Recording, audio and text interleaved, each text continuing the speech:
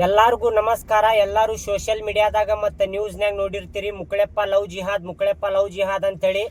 ನಾ ಯಾವುದೇ ಥರದ ಲವ್ ಜಿಹಾದ್ ಮಾಡಿಲ್ಲ. ನಾವು ಇಬ್ಬರು ಇಷ್ಟಪಟ್ಟು ಮದುವೆ ಆಗಿದ್ದೈತಿ. ಮತ್ತು ನಾವು ಯಾವುದೇ ಥರದ ಮತಾಂತರ ಮಾಡ್ಕೊಂಡಿಲ್ಲ. ಇವ್ರು ಯಾವ ಧರ್ಮದೊಳಗೆ ಹುಟ್ಟ್ಯಾರಲ್ಲ ಅದೇ ಧರ್ಮದೊಳಗೆ ಹೋಗ್ತಾರ ಕಡೆ ತನಕನೂ. ನಾ ಯಾವ ಧರ್ಮದೊಳಗೆ ಹುಟ್ಟೇನಲ್ಲ ನಾನು ಕಡೆ ತನಕನೂ ಅದೇ ಧರ್ಮದೊಳಗೆ ಹೋಗ್ತೇನೆ. ಯಾವುದೇ ಥರ ಮತಾಂತರ ಮಾಡೋದಿಲ್ಲ.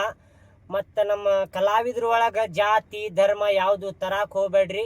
ನಾ ಕರ್ನಾಟಕ ಒಳಗೆ ಹುಟ್ಟೇನಂದ್ರೆ ನಾನು ಒಬ್ಬ ಕನ್ನಡಿಗನ, ನಾನು ಒಬ್ಬ ಹಿಂದೂನ ಹೆಮ್ಮೆ ಅಂತ ಹೇಳ್ಕೊತೀನಿ. ನಾನು ಕನ್ನಡಿಗ ಹಿಂದೂ ಅಂಥೇಳಿ.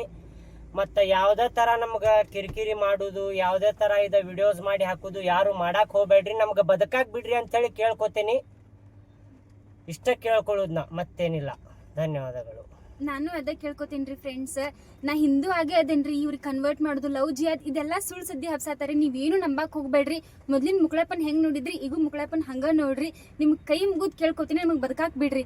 ನಾವಿಬ್ರು ಒಪ್ಪಿ ಮದ್ವೆ ಆಗೀವಿ. ಯಾರು ಮೈಂಡ್ ವಾಶ್ ಯಾರು ಫೋರ್ಸ್ ಏನು ಮಾಡಿಲ್ರಿ, ಏನೇನು ಮಾಡಿಲ್ಲ. ಸುಮ್ಮನೆ ಸುಳ್ಳು ಸುದ್ದಿ ಹಬ್ಸಾತಾರ.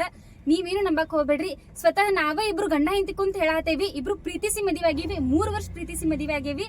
ಧನ್ಯವಾದಗಳು.